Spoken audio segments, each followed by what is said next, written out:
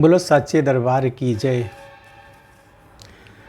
देवी भागवत के महात्म्य प्रसंग में राजा सुद्युम्न के स्त्री बनने और श्रीमद् देवी भागवत श्रवण के फलस्वरूप सदा के लिए पुरुष बनकर राज्य लाभ और परम पद प्राप्त करने की कथा है। सूत जी कहते हैं, मुनीश्वरों, अब दूसरा इतिहास सुनो जिसमें इस देवी भागवत का महात्म्य कहा गया है। एक समय की बात है, मुनिवर अगस्त जी, जिनकी पत्नी लोपामुद्रा हैं, स्वामी कार्तिकेय के पास गए और वंदना करके उनसे अनेक कथाएं पूछी।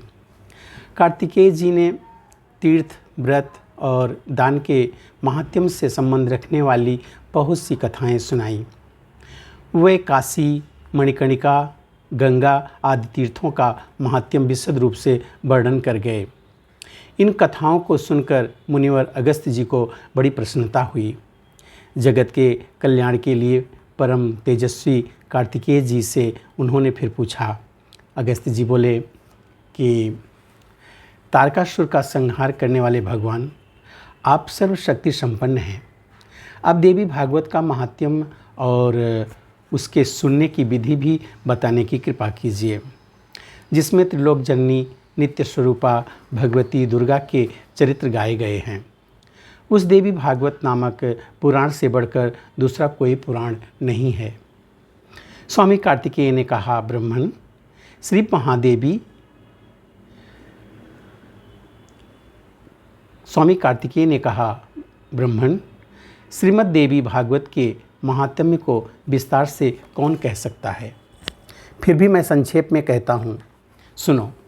जो नित्य स्वरूपा हैं, सतचित आनंदमय जिनका श्री विग्रह है तथा भुक्ति मुक्ति देना जिनका स्वभाव ही है, वह भगवती जगदम्बिका देवी भागवत में स्वयं विराजमान रहती हैं।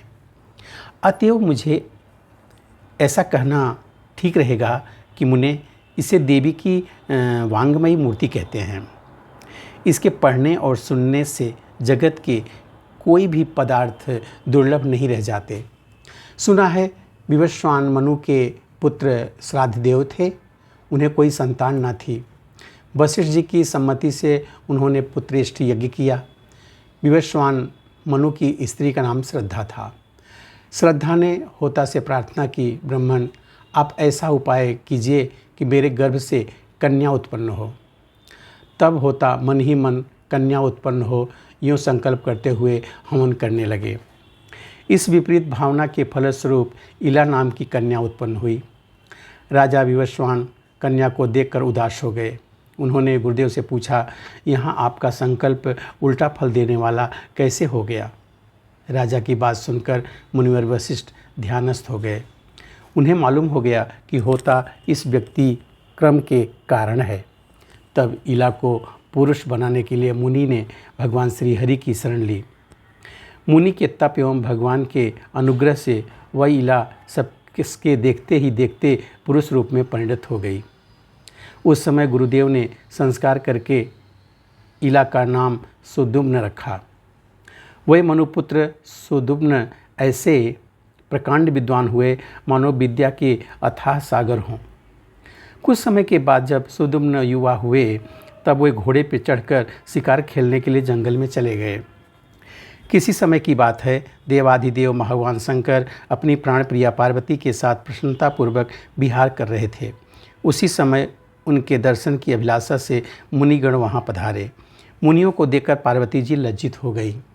संयमशील मुनियों ने देखा भगवान शंकर और पार्वती हास विलास कर रहे हैं, तब वह तुरंत लौटकर बैकुंठ को चले गए। फिर भी अपनी प्रेयसी भार्या पार्वती को प्रसन्न रखने की इच्छा से भगवान शंकर ने यह शाप दे दिया कि आज से जो पुरुष इस वन में प्रवेश करेगा, उसकी आकृति स्त्री की बन जाएगी। उसी समय से पुरुष उस स्थान पर नहीं जाते। सुद्युम्न वहाँ सहसा चले गए और जाते ही उनकी आकृति स्त्री की हो गई। साथ के सब लोग भी स्त्री बन गए। जो घोड़ा था वह घोड़ी के रूप में परिणित हो गया। यह देखकर उस सुंदरी स्त्री को बड़ा आश्चर्य हुआ। अब वह वन में इधर उधर घूमने लगी। एक समय की बात है, वह स्त्री बुद्ध के आश्रम के सन्निकट पहुंच गई। उसे देखकर बुद्ध के मन में विकार उत्पन्न हो गया। उसे पाने की इच्छा जाग उठी। वह स्त्री भी सोमनंदन बुद्ध को पति बनाने की इच्छा प्रकट करने लगी। तब वह स्त्री बुद्ध के साथ हास विलास करती हुई उन्हीं के आश्रम पर रहने लगी। कुछ समय व्यतीत होने पर बुद्ध ने उस स्त्री के गर्भ से पुरुरवा को उत्पन्न किया। बुद्ध के आश्रम पर रहते हुए उसे वर्षों बीत गए। एक दिन उसे अपना पहला वृत्तांत याद आ गया। स्मरण आते ही उसके मन पर दुख की घटा छा गई। फिर तो वह निकली और तुरंत गुरुदेव वशिष्ठ के आश्रम पर चली गई। उन्हें प्रणाम करके अपना सारा वृत्तांत कह सुनाया और पुनः पुरुष होने की इच्छा प्रकट करती हुई उनके शरणापन्न हो गई। सब बातें विदित हो जाने पर वशिष्ठ जी कैलाश पर गए। उन्होंने भगवान शंकर की भली भांति पूजा की और उत्तम भक्ति के साथ वे उनके आराधन में लग गए। वशिष्ठ जी ने कहा, भगवान आप कल्याण स्वरूप, मंगलकर्ता और जटा धारण करने वाले हैं। पार्वती जी आपकी अर्धांगिनी हैं। चंद्रमा आपके ललाट की शोभा बढ़ाते रहते हैं। आपके प्रति मेरा बारंबार नमस्कार है। सुख प्रदान करने वाले कैलाशवासी भगवान शंकर आपको नमस्कार है। आप भक्तों को भुक्ति और मुक्ति देने वाले भगवान नीलकंठ हैं, जो कल्याणमय विग्रह है। शरणागतों का भय दूर करना जिनका स्वभाव ही बन गया है। वृषभ जिनका वाहन है और शरण देने में जो बड़े कुशल हैं, उन परम प्रभु शिव को मेरा नमस्कार है, जो इस सृष्टि स्थिति और संहार के समय ब्रह्मा विष्णु और रुद्र रूप धारण किया करते हैं, जो वर देने में सदा तत्पर रहते हैं। उन देवाधिदेव त्रिपुरांतक भगवान शंकर को नमस्कार है। यज्ञ करने वालों को यज्ञ फल प्रदान करने वाले यज्ञ स्वरूप भगवान शंकर को बारंबार नमस्कार है। सूर्य, चंद्रमा और अग्नि को ही अपने तीनों नेत्रों में स्थापित करने वाले गंगाधर भगवान शंकर आपको नमस्कार है। इस प्रकार वशिष्ठ जी की स्तुति करने पर भगवान शंकर प्रकट हो गए। वह नंदी पर सवार थे। जगत जननी पार्वती साथ विराजमान थी। शंकर का दिव्य विग्रह करोड़ों सूर्यों के समान जगमगा रहा था। रजतगिरी के सदृश उनकी स्वच्छ कांति थी। 3 नेत्र थे। ललाट पर चंद्रमा सुशोभित था। वह अत्यंत प्रसन्न होकर शरण में आए हुए मुनिवर वशिष्ठ जी से कहने लगे। भगवान शंकर बोले, विप्रवर, तुम्हारे मन में जो इच्छा हो वर मांग लो। भगवान के यूँ कहने पर वशिष्ठ जी ने उनके चरणों में मस्तक झुकाया और इला के पुरुष हो जाने की प्रार्थना की। तब प्रसन्न होकर भगवान शंकर ने मुनिवर से कहा, यह 1 महीने पुरुष रहेगा और 1 महीने स्त्री। यूँ शंकर से वर पा लेने पर वशिष्ठ जी ने जगत जननी भगवती पार्वती को प्रणाम किया। वह देवी वर देने में सदा उत्सुक रहती हैं। करोड़ों चंद्रमा के समान उनकी सुंदर कांति है। उनका मुखमंडल मुस्कान से भरा रहता है।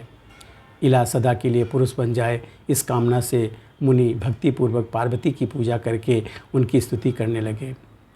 भक्तों पर कृपा करने वाली देवेश्वरी आपकी जय हो। अखिल देवताओं से सुपूजित होने वाली देवी आपकी जय हो। अनंत गुणों की आश्रयभूता देवी आपकी जय हो।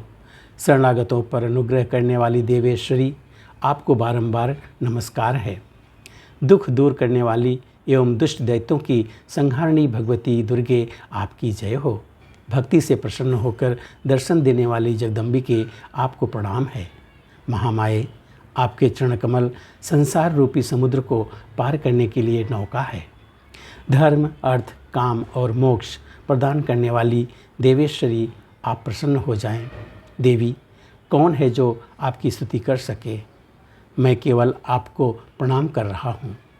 भगवती दुर्गा साक्षात नारायणी हैं। वशिष्ठ जी के यूँ भक्तिपूर्वक स्तुति करने पर वह तुरंत प्रसन्न हो गईं। तदनंतर शरणागतों का दुख दूर करने वाली उन महादेवी ने मुनि से कहा, तुम सुदुम्न के घर जाकर भक्ति भाव से मेरी आराधना करो। ईश्वर, तुम प्रसन्नतापूर्वक 9 दिनों में सुदुम्न को श्रीमद् देवी भागवत सुनाओ। वह पुराण मुझे बहुत प्रिय है। उसके सुनते ही वह उसी क्षण पुरुष हो जाएगा। इस प्रकार कहकर भगवान शंकर और पार्वती अंतर्ध्यान हो गए। अब वशिष्ठ जी उस दिशा को प्रणाम करके अपने आश्रम पर चले आए। उन्होंने सुदुम्न को बुलाया और देवी की आराधना करने की बात कह सुनाई एवं अश्विन मास के शुक्ल पक्ष में नवरात्रि विधि का पालन करते हुए मुनि ने भगवती जगदम्बिका की पूजा की और राजा सुद्युम्न को श्रीमद् देवी भागवत पुराण सुनाना आरंभ किया। राजा भी उस अमृतमयी कथा भक्तिभाव से सुनने में संलग्न हो गए। कथा समाप्त होने पर उन्होंने गुरुदेव को प्रणाम करके उनकी पूजा की और वे सदा के लिए पुरुष हो गए। तब मुनिवर वशिष्ठ ने सुद्युम्न को राज्य पर अभिषिक्त किया। सुद्युम्न प्रजाजनों को प्रसन्न रखते हुए भूमंडल पर राज्य करने लगे। उन्होंने भांति भांति के यज्ञ जिनमें प्रचुर दक्षिणा दी जाती है ऐसा करके देवी की पूजा की। फिर पुत्रों को राज्य सौंप कर स्वयं भगवती के परम धाम को चले जा गए। विप्रो, मैं विशद रूप से यह इतिहास कह चुका।